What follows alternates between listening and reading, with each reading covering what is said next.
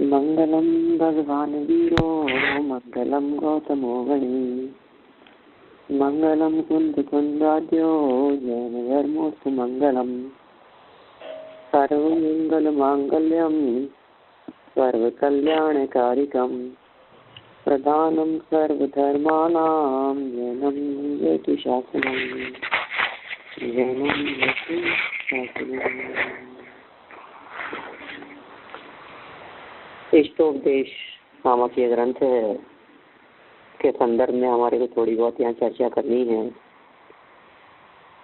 पूज्यपाद स्वामी का इष्ट उपदेश और बहुत सरल भाषा में जगत जनों को समझाने के लिए यहाँ चर्चा चल रही है। यहाँ स्वर्ग जाने वालों की चर्चा कर रहे थे। इस स्वर्ग जाने वालों को क्या फल मिलता है, और फिर उसकी चर्चा करते हुए कह दिया कि स्वर्ग जो है वो अच्छी जगह है। माने स्वर्ग के सुखों की चर्चा करने लगे। अभी आगे मोक्ष सुख की चर्चा करेंगे, इसलिए घबराने वाली बात नहीं है।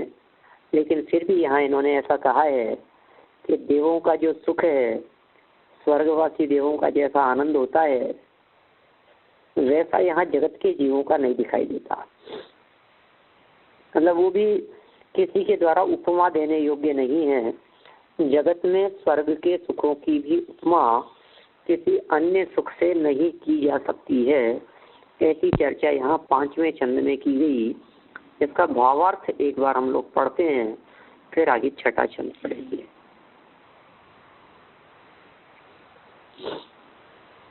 यह स्वर्गीय सुख अतीन्द्रिय नहीं किंतु इंद्रिय जनित है,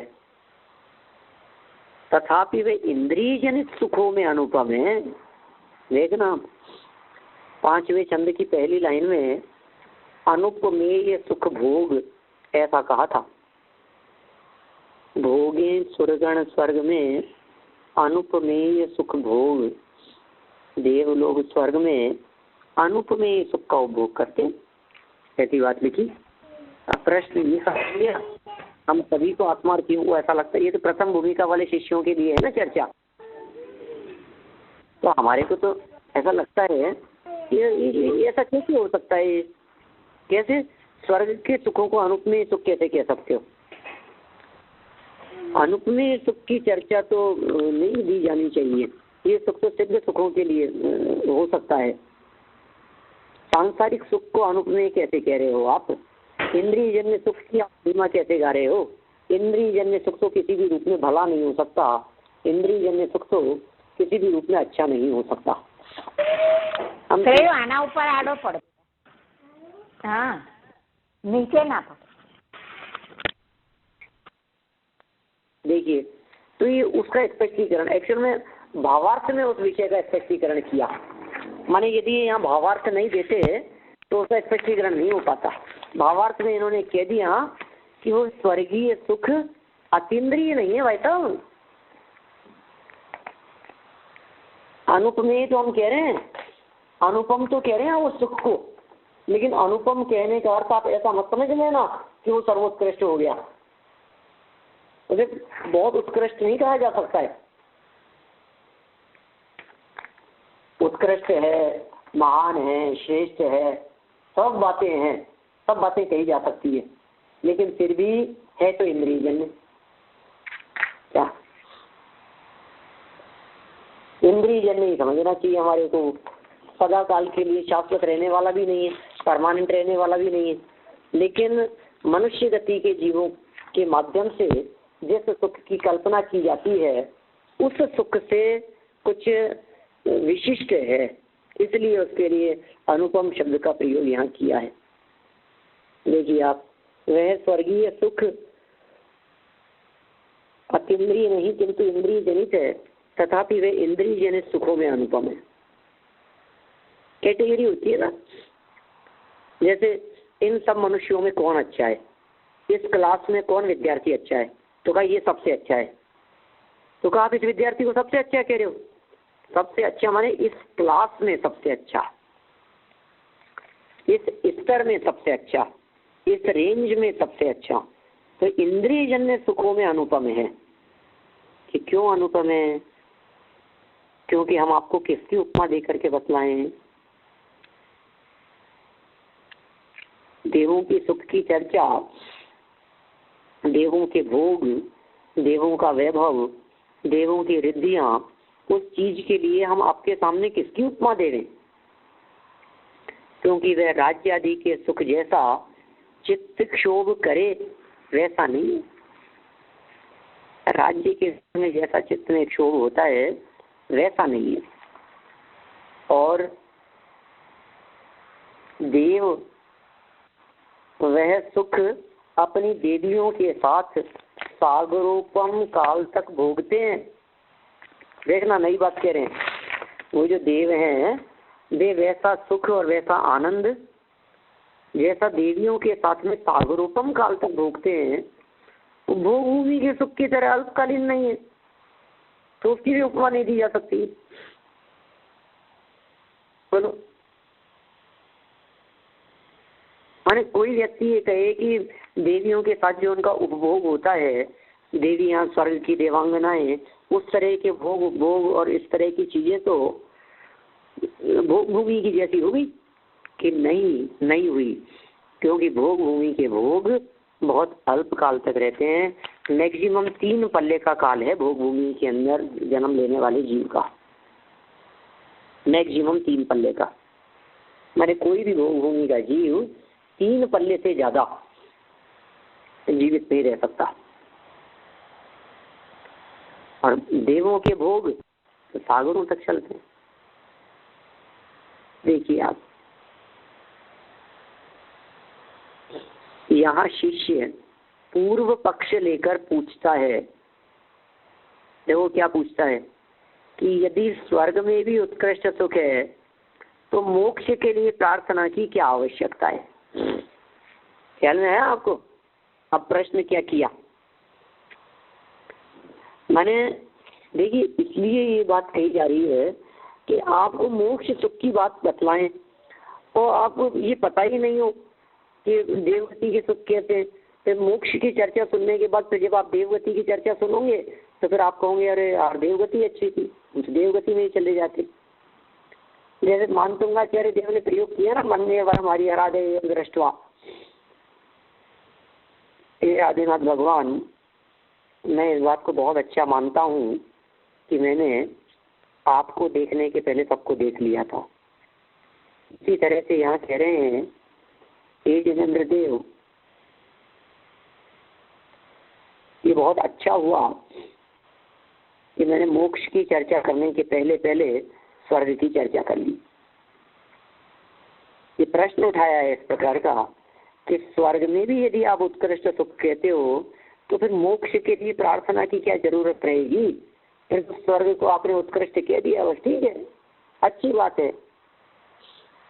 नहीं, भगवान न केवल मोक्ष में किंतु स्वर्ग में भी सुख हो। कैसा सुख? उत्कृष्ट सुख हो, मनुष्य आदि के सुख को टपक जाए ऐसा हो तो उसका क्या प्रयोजन? देखो, मनुष्य आदि के सुख को टपक जाए, देखो कैसी बात कह रहे हैं। ये स्वर्ग के सुख की बात, ऐसी गजब बात इन्होंने यहाँ कह दी। थोड़ी सी भाषा और ये जो शैली है इनकी कहने की कुछ अलग प्रकार की है कि न केवल मोक्ष में किंतु यदि मान लो स्वर्ग में भी सुख हो, यदि ऐसा माना जाए, कैसा? तो मनुष्य आदि के सुख को टपक जाए, ऐसा सुख चाहिए क्या? मनुष्य आदि के सुख को टपक जाए मतलब मनुष्य गति के जीवों के आनंद को देखकर ये स्वर्ग के देव भी लालायित हो जाते हैं और क्या कहते हैं, मुझे मोक्ष दो, मुझे मोक्ष की प्राप्ति हो। ऐसा अपवर्ग अर्थात मोक्ष की अभिलाषा रूप प्रार्थना का फिर क्या प्रयोजन रह जाएगा? बोलो, देवगति के जीवों के आनंद की चर्चा तो चल रही है, लेकिन वो देवगति के जीव तो मनुष्य दशा चाहते हैं। पालकी उठाने का प्रसंग आता है, वो देव लोग तो कहते हैं कि हमारे को तो मनुष्य भाव मिल जाए, क्षण मात्र के लिए मिल जाए, हमारे को आधे पौन घंटे के लिए हमारे को मिल जाए, ये मनुष्य भाव की प्राप्ति हो जाए। हमारा सारा परिग्रह है, सारा वैभव, सारे भोग सामग्रियां, साधन सब कुछ ले लो, लेकिन हमें थोड़े समय के लिए मनुष्य पर्याय दे दो, मुझे भी मोक्ष की प्राप्ति हो जाए। ये सारी बातें फिर क्या प्रयोजन रह जाएगा इसका? यदि उनको सुख है तो फिर बातों का क्या प्रयोजन? और यदि इन बातों का प्रयोजन है तो इसका मतलब स्वर्ग में सुख नहीं है, ये बात सिद्ध होती है। इस प्रकार संसार संबंधी सुख का ये आग्रह रखने वाले शिष्य को संसार संबंधी सुख दुख का भ्रांतिपना प्रकाशित करते हुए आचार्य देव समझाते हैं। अभी देखो, अभी तक जिस शिष्य ने, अभी तक जो 5वें छंद तक जो चर्चा अभी पीछे हुई है, एक प्रकार से ऐसा कह सकते हैं कि ये तो शिष्य की तरफ से चर्चा हुई, उसने अपनी बात रखी है। हमें लगता है सच में, अभी आप लोग सब अपने अपने हृदय पर हाथ रख करके सोचना, अपनी जो दूसरे दिनों में रिद्धियों की चर्चा चलती है, उन रिद्धियों की चर्चाओं को सुन सुन करके आपको आनंद आता है कि नहीं, मजा आता है कि नहीं, बोलो। क्या लगता है आपको? ऐसा लगता है कि रिद्धि हमारे जीवन में भी प्रकट हो जाए, है ना? माने यदि आपको इस प्रकार का लगता है, मान लीजिए कि ये रिद्धि हमारे जीवन में भी प्रकट हो जाएं, तो इसका मतलब ये भी हमारे को आकर्षित कर रही है, भोग सामग्री हमारे को आकर्षित कर रही है, पंचेंद्रियों के विषय हमारे को आकर्षित करने में समर्थ हो रहे हैं। संसार संबंधी सुख का आग्रह रखने वाले व्यक्ति, आप भले ही भाषा में इस प्रकार की चर्चाएं करें, आप लोग भले जब भी मुमुक्षुओं में, अपन लोगों में जितनी भी चर्चाएं चलती है, हमेशा कोई भी आत्मार्थी व्यक्ति इस बात को कहने को तैयार नहीं होगा कि पंचेंद्रिय विषय भोग मुझे आकर्षित करने वाले हैं। लेकिन सच में हृदय पर हाथ रख करके देखना कि क्या हमारे कोई भोग विलास आनंद देने वाला नहीं लगता? क्या हमारे को ऐसा नहीं लगता कि काश ऐसी रिद्धि हो हमारे पास में? अच्छा बतलाओ, एक पेड़ के बारे में मैंने ऐसा सुना था कि वो ऐसा पेड़ है जिस पेड़ के ऊपर बहुत सारे डॉलर लगते हैं, और रोजाना हजारों लाखों डॉलर, उसमें से चाहो जितने डॉलर जो हैं वो उसमें से तोड़ लो और आप अपने जेब भरो, चाहो जितना खर्च करो। आज जितना खर्च करोगे कल उससे दुगना मिलेगा उसमें। ऐसा पेड़ आपको चाहिए कि नहीं, बोलो? एक ट्री आपके सबके घरों में लग जाए तो कैसा लगे?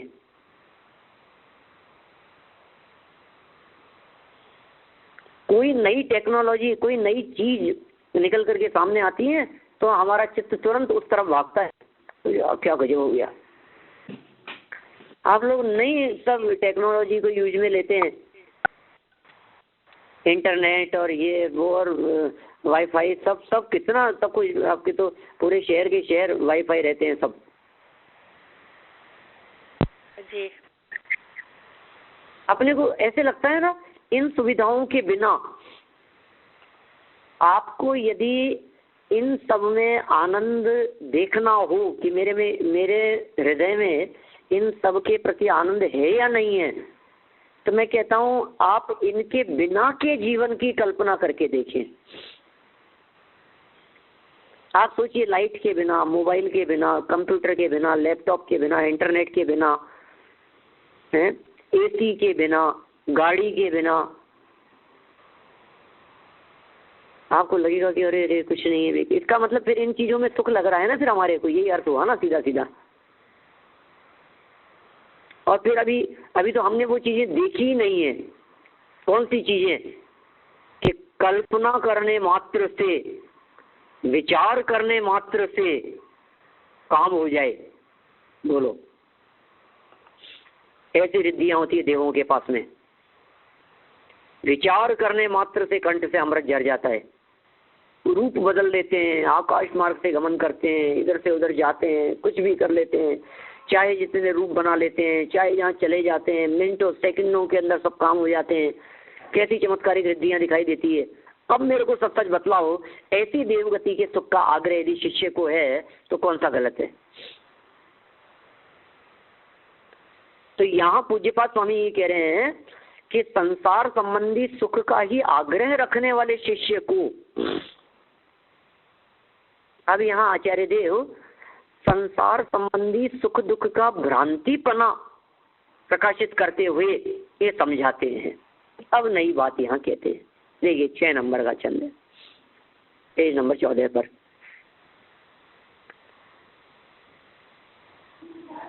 वासना मात्रमेव तत्सुखम दुखम च देहिनाम तथायु द्वे जयन्त्येते भोगा रोगा एवापदी। सुख दुख केवल देह की मात्र वासना जान, करें भोग भी विपत्ति में व्याकुल रोग समान। क्या कह रहे हैं? सुख दुख केवल देह की मात्र वासना जान, करें भोग भी विपत्ति में, ये भोग भी विपत्ति में व्याकुल रोग समान। कैसे दिखते हैं ये भोग भी? रोग के समान व्याकुलता ही दिखाई देती है इन भोगों में भी। ये सिर्फ देह की विकल्प मात्र ही जानना चाहिए। देखिए अन्वय अर्थ में लिखा है, देह नाम देहधारियों के एतत् सुखम दुखम च, वह सुख दुख वासना मात्रम एव, केवल वासना मात्र ही होता है। तथा ही तथा एते एते भोगा, वह सुख दुख रूप भोग आपदी आपत्ति के समय, रोगा इव रोगी की तरह प्राणियों को उद्वेजयंती उद्वेलित आकुलता करते हैं। ये बात कह रहे हैं, आगम ग्रंथों को यदि अपन देखें गहराई से तो ग्रंथ के ग्रंथ भरे पड़े मिलेंगे आपको इन विषयों से, इन बातों से, जिनमें इन बातों का वर्णन किया है। ये जितने भी भोग सामग्रियां हैं, जितने भी विषय दिखाई देते हैं, पंचेंद्रिय के भोग दिखाई देते हैं, इन सब भोगों में जो आनंद दिखाई दे रहा है, अरे आचार्य कुंद कुंद स्वामी कहते हैं, अरे अरे कैसी बात करते हैं। भोगों को भोगना ये कहीं आनंद का सूचक नहीं दिखाई देता। वे देवगति के देव यदि भोगों को भोगते हैं तो ये स्पष्ट इस बात का प्रतीक दिखाई देता है कि वे दुख हैं, पीड़ित हैं, तकलीफ में, संकट में है। भोग की प्रवृत्ति इस बात का सूचक है कि उसके बिना रहा नहीं जाता। अरे भोजन की और कोई व्यक्ति यदि दौड़ता हुआ दिखाई देता है, आकर्षित होता है, तो इसका मतलब साफ साफ है कि भूख की वेदना बर्दाश्त नहीं होती। किसी व्यक्ति को भोजन लड्डू दिखते एकदम उसके ऊपर टूट पड़े, आप क्या सोच सकते हैं? कितने दिन से भूखा है। कोई व्यक्ति एकदम पानी की बोतल मिलने पर, पानी का घड़ा मिलने पर एकदम पानी के ऐसे घड़ा उठा करके पानी पीने का प्रयास करे तो अपने को लगता है प्यासा है, कब से पानी नहीं पिया इसने। मैंने किसी भी विषय की प्रवृत्ति, जैसे उसमें लिखा ना पूजन में, यदि भूख हो तो विविध व्यंजन इष्ट मिष्ट प्रतीत हो, तुम क्षुधा बाधा रहित जिन, क्यों तुम्हें इससे प्रीति हो। हे जिनेंद्र देव, आप क्षुधा बाधा से रहित हैं, भूख की वेदना हो तो विविध प्रकार के व्यंजन इष्ट और मिष्ट प्रतीत होते हुए दिखाई दे रहे हैं। है ही नहीं, पीड़ा ही नहीं है। औषधि का सेवन इस बात को सूचित करता है कि बीमार है। बीमार नहीं हो तो दवाई क्यों ले? दवाई ले रहा है ना, क्यों ले रहा है भैया दवाई? ये बता दे, दवाई क्यों ले रहा है? कि बीमार है। बीमार है ये कैसे पता लगा आपको कि तकलीफ है? कैसे पता लगा? कि दवाई ले रहा है ना। अब कोई व्यक्ति भोजन कर रहा है, भोजन पे झपट्टे मार रहा है, कह देंगे भूखा है। अच्छा, किसी भी व्यक्ति को देखकर, उसकी प्रवृत्ति को देखकर क्या उसके रोग का अनुमान नहीं लगाया जा सकता है? क्या उसकी बीमारी का अनुमान नहीं लगाया जा सकता है? किसी व्यक्ति की नाक टपकती हो, छींक आती हो, तो आप नहीं कह सकते कि इसकी जुकाम हो गई है। कैसे कहा आपने? और जिधर की और की प्रवृत्ति दिखाई देती है, इसका मतलब उसके बिना रह नहीं पा रहा है। प्रवचन सार में, मूल गाथा में आचार्य कुंद स्वामी ने ऐसा प्रयोग किया, नरपति तुरपति असुरपति इंद्रिय विषय दवदाह से पीड़ित रहे सह सके ना रमणीक विषयों में रमे। क्या कह दिया? नरपति सुरपति असुरपति इंद्रिय विषय दवदाह से। किन किन को ले लिया? सब शामिल कर लिए इसमें। नरपति माने चक्रवर्ती, सुरपति और असुरपति, इंद्रिय विषय दवदाह से पीड़ित रहे। मूल शब्द है, मूल कुंद स्वामी के 2000 साल पहले के। क्या कह रहे हैं? पीड़ित रहे, तकलीफ में, पीड़ित हैं, दुखी हैं, परेशान हैं। पीड़ित रहे, सह सके ना, वेदना बर्दाश्त नहीं हो रही, सहा नहीं जा रहा है। कि क्या नहीं सहा जा रहा है? कि दिख रही है ना प्रवृत्ति, रमणीक विषयों में रमे, रम रहा है ना विषयों में, प्रवृत्त हो रहा है ना विषयों की तरफ, भाग रहा है ना भोगों की तरफ, भोगों की तरफ भाग रहा है। इसका मतलब भोगों के बिना रह नहीं पा रहा है। रह नहीं पा रहा है, ये रोग का सूचक है, ये बीमारी का सूचक है, ये तकलीफ का सूचक है, ये देह की वासना मात्र है, सुख दुख केवल। ऐसा कह रहे हैं यहाँ पर स्वामी पूज्यपाद। क्या गजब किया है कुंद स्वामी ने, गजब तर्क दिया है भाई। भोग की प्रवृत्ति को भोग के रोग की सिद्धि का हेतु बता दिया। देखो आप, वो कह रहे हैं जिन भोगों के बारे में कह रहे थे ना, और क्या गजब बात करते हो साहब, चाहे जहाँ भाग सकते हैं, 1 मिनट में इधर से उधर, पलक झपके इतनी देर में तो न मालूम कितनी दूर चले जाएं, अभी यहाँ से और वहाँ चले जाएं। लेकिन एक क्षेत्र से क्षेत्रांतर होना ये तकलीफ के बिना नहीं होता। दुख की वेदना के बिना कोई व्यक्ति आसन नहीं बदलता। आप लोग जो बैठे हैं ना, जहाँ भी, कोई कहीं और कोई कहीं, सब लोग जिस आसन से बैठे हैं, आप लोगों का आसन बदलना इस बात को दिखाता है कि आप दुखी हैं।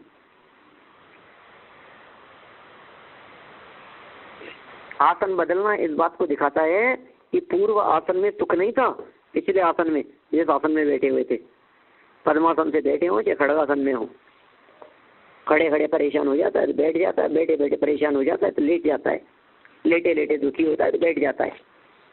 ऐसा चलता रहता है। ये सहज दिखाई देती है, इस प्रकार की अवस्थाएं, इस प्रकार की स्थितियां दिखती रहती है हमारे को। मीठा खाते खाते परेशान हो जाता है तो नमकीन खाने लगता है। आप आगे की तरफ झुक करके बैठे, फिर एकदम पैर आपने पीछे खिसका लिए, फिर घुटने आपने मोड़ लिए, फिर घुटनों को पीछे करके बैठ गए, फिर हाथ को टिका करके बैठ गए, फिर पीछे से सहारा लगा करके बैठ गए।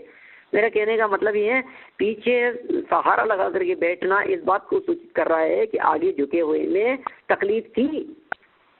तकलीफ नहीं होती तो पीछे से रहना क्यों लगाता? तकलीफ नहीं होती तो अवस्था क्यों बदलता? पैर सीधे किए हुए में तकलीफ नहीं होती तो पैर क्यों मोड़ता? बैठे बैठे तकलीफ नहीं होती तो लेटता क्यों? और लेटे लेटे परेशान नहीं होता तो बैठता क्यों? एक क्षेत्र से दूसरे क्षेत्र में गमन करना, एक अवस्था से दूसरी अवस्था की तरफ बदल जाना, एक स्थिति से दूसरी अवस्था में परिवर्तन करना, ये इस बात का सूचक है कि पूर्व अवस्था आपको अच्छी नहीं लग रही है, पूर्व अवस्था आपको कष्टदायक लग रही है, कष्ट नहीं लगता तो मकान क्यों बदलते, तकलीफ नहीं होती तो नौकरी क्यों बदलते? बोलो आप दुखी हैं? आप क्या सोच रहे हैं? तकलीफ नहीं होती तो गाड़ी क्यों बदलते, तकलीफ नहीं होती तो कंप्यूटर लैपटॉप क्यों बदलते? सोचो आप। ये बदलना, ये परिवर्तन, ये सिद्ध दशा में नहीं है, ये बदलाव नहीं है, नयापन नहीं है, नया नहीं चाहते हैं। अवस्था नहीं बदलेगी, क्षेत्र नहीं बदलेगा, जगह नहीं बदलेगी, उपयोग नहीं बदलेगा, आसन नहीं बदलेगा, अटल हो गए हैं अब सदा सदा के लिए। देखो अब ऐसे तर्क दिए हैं आचार्यों ने, कि आचार्यों की ऐसी सूक्ष्म दृष्टि दिखती है कि जिन बातों को हम आनंद का सूचक मानते थे उन बातों के अंदर वे बतलाने लगे कि दुखी है। अरे साहब, हम तो हर साल नई गाड़ी बदल लेते हैं, एक गाड़ी बदल लेते हैं हम हर साल। पिछले साल वो गाड़ी थी, इस साल ये ले ली, अब अगले साल वो ले लेंगे। पिछले 6 साल के अंदर 6 गाड़ियां बदल ली हमने। कितने मजे से बता रहा है ना वो व्यक्ति। 6 मकान बदल लिए साहब हमने, एक से एक आलीशान। कितने शान से बता रहे हैं ना। आचार्य देव क्या सिद्ध कर रहे हैं? अरे मूर्ख, तेरे को उसमें संतुष्टि नहीं मिली, तेरे को उसमें चैन नहीं मिला, तेरे को उसमें आनंद नहीं मिला, इसलिए तो तू बदल रहा है। तेरा बदलना, जो बदलने के ऊपर तू गर्व कर रहा है, हम ये सिद्ध कर रहे हैं कि तेरा बदलना इस बात को सूचित कर रहा है कि तू दुखी है, तू पीड़ित है बहुत ज्यादा। और लाइन ही दे दी इस प्रकार की, पीड़ित रहे सह सके ना, सह सके ना, बर्दाश्त नहीं हो रही। एक व्यक्ति ने सुबह से भोजन नहीं किया, चतुर्दशी का दिन था, उपवास का संकल्प किया था। अब बोलो, यदि वो शाम को 4 बजे तक भूखा रहने के बावजूद 4:15 साढ़े 4 बजे शाम के समय वो भोजन कर लेता है, तो आप क्या कहेंगे? पीड़ित था, सह नहीं पा रहा था। मैंने उसकी भोजन करने की प्रवृत्ति इसी बात को सूचित करी। अब नहीं, मतलब कंट्रोल से बाहर हो गई बात। भूख तो 11-12 बजे से लगना चालू हो गई थी तेज, रोकते रोकते रोकते रोकते रोकते 2 बज गए, 2:30 बज गए, 3 बज गए, 4 बज गए। अब तो एक मिनट ऐसा भारी लगने लगा। भोजन कर रहा है, क्यों कर रहा है? पीड़ित रहे सह सके ना।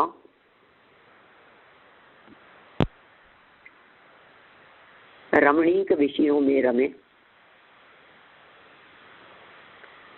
उस विषय में रमण करना इस बात को सूचित करता है। देखिए आप, इन्होंने क्या शब्द दिया है यहाँ? देहधारियों के वह सुख दुख केवल वासना मात्र ही तो होता है।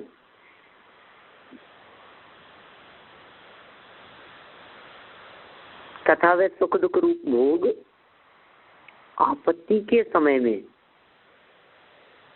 रोगी की तरह है। देखो, आपत्ति के समय में रोगी की तरह प्राणियों को उद्वेलित करते हैं। अब इसमें आपत्ति के समय का भी और अर्थ लगाना दूसरा। आपत्ति के समय का अर्थ ऐसा लगा सकते हैं अपन, वियोग के समय। रोगा एवं रोगी की तरह, नहीं अब तो मैं क्या करूं, मेरे को तो चाहिए, बस मेरे को लड्डू खाना है तो खाना ही है, मेरे को आइसक्रीम चाहिए तो चाहिए ही। किस समय? नहीं है ना सामने, उस समय वो उद्वेलित करते हैं, आकुलित करते हैं। ये टीका पढ़ते हैं, क्या कहते हैं यहाँ आचार्य देव? प्रतीति करने में आता हुआ वे इंद्रिय जनित सुख दुखी है। प्रतीति करने में आता हुआ माने अनुभव में आता हुआ। टोडरमल जी जगह जगह ऐसी बात करते हैं मोक्ष मार्ग प्रकाशक में। 3रे अध्याय में बहुत ऐसी चर्चाएं की जगह जगह पर। अरे हम तुझे जो ये दुख बतलाते हैं, ये दुख तुझे दुख भाषित होते हैं या नहीं? हमारे कहने से मत मानना। तेरे को लगते हैं, एक बात बता, फिर वो खुद खुद को अनुभव में आ रहे हैं क्या, खुद महसूस कर पा रहा है क्या? प्रतीति करने में आता हुआ वह इंद्रिय जनित सुख दुखी है क्या? तो कैसा है वो? केवल वासना, निरंतर अनुभव में आ रहे हैं। स्पर्शन इंद्रिय के दुख अनुभव में आ रहे हैं, इंद्रिय के दुख अनुभव में आ रहे हैं, घ्राण चक्षु कर्णेंद्रिय के दुख अनुभव में आ रहे हैं। जैसे आप आनंद कह रहे हो, ये इंद्रिय जिनमें सुखों की चर्चा ही ऐसी की सपरम बाधा सही चिन्हम बंध कारण यम इंद्रिय सत्तम तम सुखम दुख वेवला, ये कोई प्रवचन सार की चर्चा है। वो सुख दुखी है, पश्चात जिसके दुख भरा वह सुख सदा ही त्याज्य है, पश्चात जिसके दुख भरा। जिस सुख के बाद में हमारे को दुख मिले, जिस सुख के बाद में तकलीफ मिले, जिस सुख के बाद में परेशानी आए, ऐसा सुख नहीं चाहिए हमारे को। हमारे ऐसा सुख चाहिए निर्दोष सुख, निर्दोष आनंद, लो जहां भी प्राप्त हो। निर्दोष आनंद चाहिए, निर्दोष सुख चाहिए, अपरिमित सुख चाहिए। ऐसा सुख मिलता हो तो बताओ कहीं। प्रतीति में आता हुआ वह इंद्रिय जन सुख हर समय अनुभव में आता हुआ क्या हो गया है? लेकिन मोहन पाटी बांधी, मोह की पट्टी बंधी आंखों पर, ज्ञान नेत्रों के ऊपर मोह की ऐसी पट्टी बंधी है जिसके कारण हमारे को विषयों की तकलीफ, वो विषयों के दुख दुख रूप नहीं लगते। वो लगते नहीं है हमारे को कि ये कुछ तकलीफ है। क्या हो गया है? जीव को उपकारक तथा अपकारक नहीं होने से देहादि पदार्थ, जीव को उपकारक तथा अपकारक नहीं होने से परमार्थ से देहादिक के विषय वे उपेक्षणीय हैं। क्या? देहादिक के वे विषय परमार्थ से उपेक्षणीय हैं, उपेक्षा करने योग्य है। मैं तो उपकारक है ना अपकारक है। उसमें तत्व ज्ञान के अभाव से यह मुझे उपकारक होने से इष्ट है तथा अनुपकारक होने से अनिष्ट है, ऐसे भ्रम से उत्पन्न हुआ संस्कार वह वासना है। और वह वासना इष्ट अनिष्ट पदार्थों के अनुभव के अनंतर उत्पन्न हुआ स्वयं संवेद्य अभिमान युक्त परिणाम है। वह वासना ही स्वाभाविक आत्म स्वरूप नहीं। क्या कह दिया है कि भाई साहब ये जो आपको दिखाई दे रहा है ना, जो जो आपको उपकारक दिखाई देते हैं वे तो आपको इष्ट लगते हैं, और जो आपको अपकारक दिखाई देते हैं वे आपको अनिष्ट लगते हैं। इसी संस्कार का नाम तो वासना है। और वासना क्या चीज है? ये मिथ्या वासना, ये मिथ्या भ्रम, इष्ट अनिष्टपन की कल्पना, जगत के पदार्थों को इष्ट अनिष्ट मानना, किसी को इष्ट और किसी को अनिष्ट मानना, ये दुष्टता की निशानी है, ये मिथ्यात्व की निशानी है। आपको पता है इष्ट अनिष्ट कल्पना और राग द्वेष में अंतर है क्या? कुछ इष्ट अनिष्ट और राग द्वेष में क्या अंतर है? एक जैसा ही लगता है, इष्ट माने राग, अनिष्ट माने द्वेष। ऐसा नहीं है। इष्ट अनिष्ट कल्पना, कोई भी चीज को इष्ट अनिष्ट मानकर फिर उस पे जो हमें राग द्वेष होता है, उसी कारण राग द्वेष होता है। नहीं तो नहीं ऐसा है। हाँ। नहीं, डिफरेंस है इसमें, ऐसा अंतर है इसमें कि अज्ञानी को इष्ट अनिष्ट कल्पना होती है और ज्ञानी को राग द्वेष होती है। ज्ञानी के जीवन में इष्ट अनिष्ट कल्पना नहीं होती, राग द्वेष तो होते हैं ज्ञानियों के लिए। वहाँ पर तो वो नहीं। हाँ, माने इष्ट अनिष्ट पना मिथ्यात्व का सूचक है।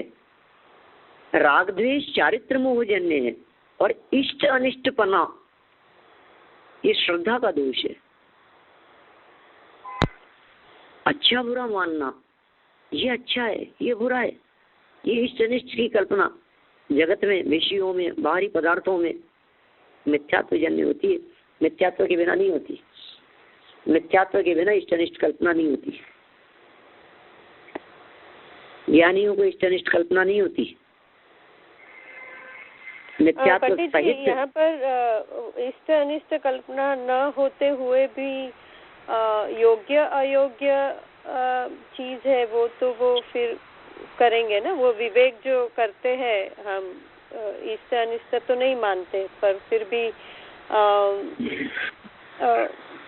कोई भी चीज का सेवन करना है, कुछ भी करना है, तो हम फिर उसका तो निर्णय ठीक से ज्ञानियों के जीवन की बात करें, सम्यक दृष्टियों की। सम्यक दृष्टि ज्ञानी जीवों के जीवन में इष्ट अनिष्ट कल्पना नहीं होती, लेकिन किंचित कदाचित राग अधिक होते हैं, भूमिका अनुसार होते हैं। चौथे वाले के कुछ अधिक होते हैं, पांचवें वाले के कुछ कम होते हैं, छठे सातवें वाले के और कम होते हैं, और इससे ऊपर भी होते तो हैं 10वें तक, लेकिन दिखाई नहीं देते। उनके लिए अबुद्धि पूर्वक शब्द का प्रयोग किया जाता है। हाँ। कार्य सब होते हैं, किसी जगत के पदार्थ को अच्छा बुरा जानता ही नहीं है ना वो सम्यक दृष्टि ज्ञानी जीव। अच्छा बुरा कहेगा, अच्छा बुरा बोलेगा भी, सब बातें भी होगी, सब जो कुछ भी है उसके घर गृहस्थी और जो कुछ भी उसका चलना है सो सब चलेगा, ये सारी बातें होती है। लेकिन फिर भी इतना समझ लीजिए आप, इष्ट अनिष्ट कल्पना, ये इष्ट अनिष्ट पना, ये दुष्टता की निशानी है। हाँ। दुष्ट शब्द का अर्थ भी इस प्रकार किया जाता है, दु इष्ट।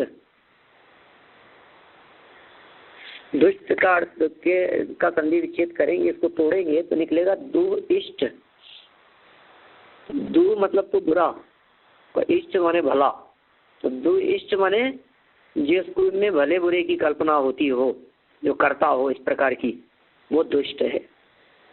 और दूसरा एक अर्थ कर सकते हैं, दु शब्द का अर्थ सीधा सीधा अर्थ लगाओ दूसरा, इष्ट माने इष्ट, तो जिसको दूसरा ही इष्ट लगता हो वो दुष्ट है, और जो अपने आप को इष्ट समझता हो वो दुष्ट नहीं है।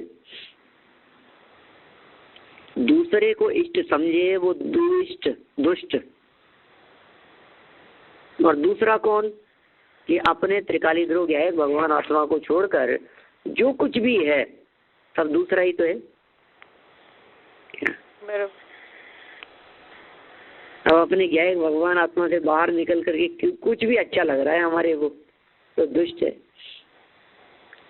अरे यहाँ तक कहते हैं कि यदि हमारी परिणति हमारे उपयोग से निकलकर, स्वभाव से निकलकर, स्वभाव को छोड़कर पंच परमेष्टियों में भी चली जाती है, तो परिणति अच्छी नहीं है, अच्छा नहीं है परिणति का पंच परमेष्टियों की तरफ भी जाना। और पंच परमेष्टियों को छोड़कर यदि किसी और घर चले जाए तो उसके लिए तो व्यभिचारिणी शब्द तक का प्रयोग कर दिया है। वो बुद्धि इतनी खोटी बुद्धि है, फिर टीवी में जाए, चाहे दुनियादारी में जाए, घर गृहस्थी में उलझे या पंचेंद्रिय विषय भोगों में उलझती रहे, वो सब के सब दुष्ट चित्त प्रवृत्ति का काम है। देखिए आप, वह इष्ट अनिष्ट पदार्थों के अनुभव के अनंतर उत्पन्न हुआ स्व संवेद्य अभिमान युक्त परिणाम है। वो ऐसा जो संस्कार है जिसमें हमारे को तत्व ज्ञान के अभाव में, तत्व ज्ञान नहीं होने पर हमारे को कुछ अच्छे लग रहे थे पदार्थ और कुछ बुरे लग रहे थे, तो क्या ये वासना ही है, वास्तविक आत्मस्वरूप नहीं है। इस प्रकार अन्य के योग का व्यवच्छेद दर्शाने के अर्थ में मात्र शब्द है, और स्व का योग संबंध बतलाने के अर्थ में एव शब्द है।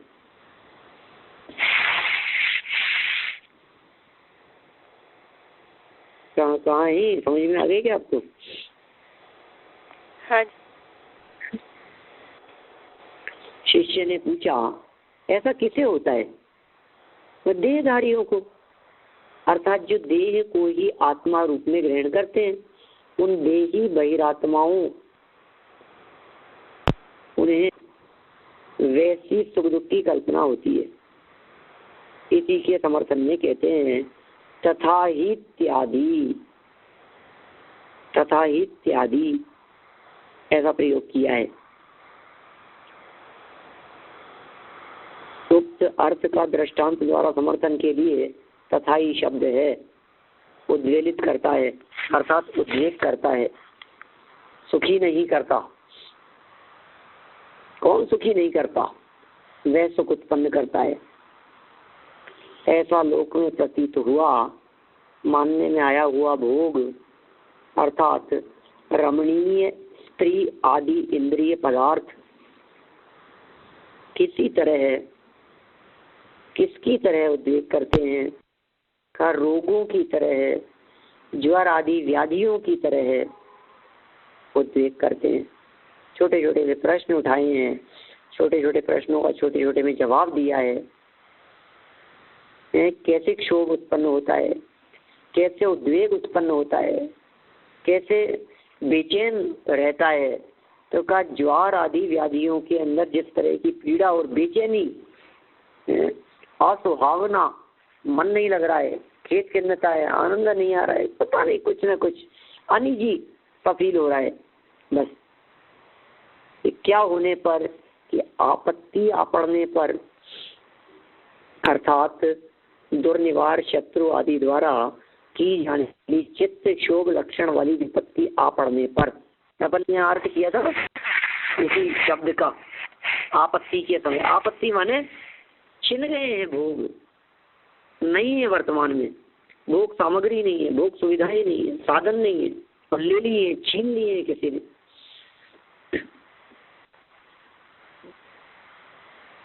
अरे घासरी रोटी बिलावड़ो ले भाग्यो।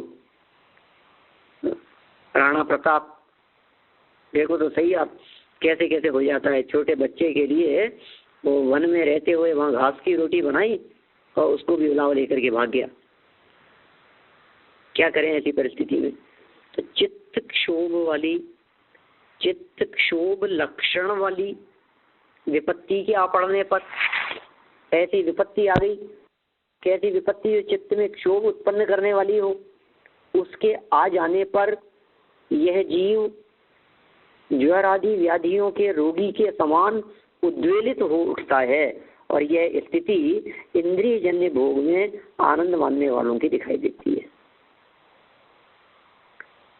पूरा का पूरा प्रकरण, पूरा का पूरा ये विषय सिर्फ इसी बात को प्रदर्शित करने के लिए है कि भैया देखो एक बार आप अपने चैतन्य स्वभाव को, देखो एक बार अपने ज्ञायक स्वभाव को, देखो अंदर के अतिंद्रिय आनंद को, अपने स्वरूप को। स्वरूप को देखे बिना, अंदर में दृष्टि दिए बिना, अरे आत्मा के अतिंद्रिय आनंद रस की जिसे खबर नहीं हो, उन्हीं का चित्त इनकी तरफ आकर्षित होता हुआ दिखाई देता है। विषयों की तरफ किन का उपयोग दौड़ता है? बोलो, हमारा उपयोग जो पंचेंद्रिय विषयों की तरफ दौड़ता हुआ दिखाई दे रहा है, उसके पीछे आखिर कारण क्या है? किन का उपयोग लगेगा उधर? दुखी है, दुखी है, परेशान है, सुख के लिए तलाश करते हैं। क्या करें? कभी इस हॉल में चले जाओ, कभी मॉल में चले जाओ। हॉल में जाओ कि मॉल में जाओ, हैं? कहीं सुख नहीं मिलने वाला है। भोजनालय में चले जाओ, शौचालय में चले जाओ, युद्ध क्षेत्र में चले जाओ, चाहे घर में रहे चाहे वन में रहे, कहीं सुख नहीं मिलेगा उनको। लेकिन जो निज में समाये रहते, हर काम जगत के किया करें, नहीं राग किसी से करते। ऐसे ज्ञानी जीव फिर चाहे वो नरक में चले जाएं, फिर सप्तम नरक का घोर वातावरण भी क्यों नहीं हो, वो वातावरण भी उनको दुखी करने में समर्थ नहीं। देखो आप, तो इस तरह से यहाँ ये बात कही तथा कहा है कि इस श्लोक में एक युगल के वार्तालाप द्वारा यह बतलाया है कि जो विषय पहले सुख कर लगते थे, मन दुखी होने से वे अब दुख कर लगते हैं। चिंता मग्न पति अपनी पत्नी से कहने लगा, मेरे अंग को छोड़, तो मुझे संताप पैदा करती है, हट जा, मुझे आनंद नहीं होता, तेरी इन क्रियाओं से मेरे सीने में दर्द उत्पन्न होता है, दूर जा।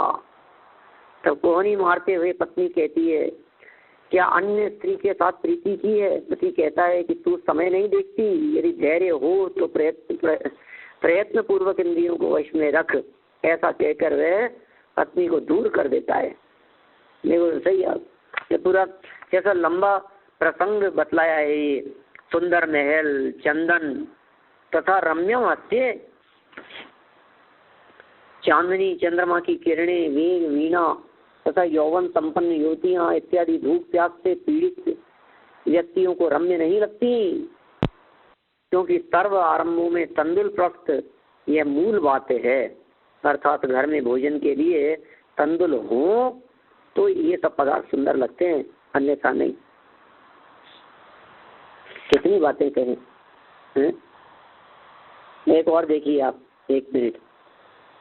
आतपे व्रति मता, एक पक्षी अपनी प्रिया के साथ धूप में रहते हुए भी सुख मानता था, परंतु जब रात्रि के समय वह अपनी प्रिया से बिछड़ गया, तब उसके वियोग में चंद्र किरणें भी उसे संताप कारक लगने लगी, क्योंकि मन दुखी होने पर सब असह्य हो जाता है, अच्छा नहीं लगता इत्यादि। इससे ज्ञात होता है कि इंद्रिय जनित सुख वासना मात्र ही है, यह आत्मा का स्वाभाविक अनाकुल स्वभाव वाला ही है। अन्यथा जो पदार्थ संसार में सुख जनक माने जाते हैं, वे दुख के कारण कैसे बने? इस प्रकार वह भी दुख ही है। तो इस तरह से यहाँ इन्होंने बहुत मार्मिक बातें और बहुत मार्मिक उदाहरण दिए हैं। आगे भावार्थ के माध्यम से चर्चा अपन फिर यथा समय करेंगे। अभी की बात को विराम देता हूँ।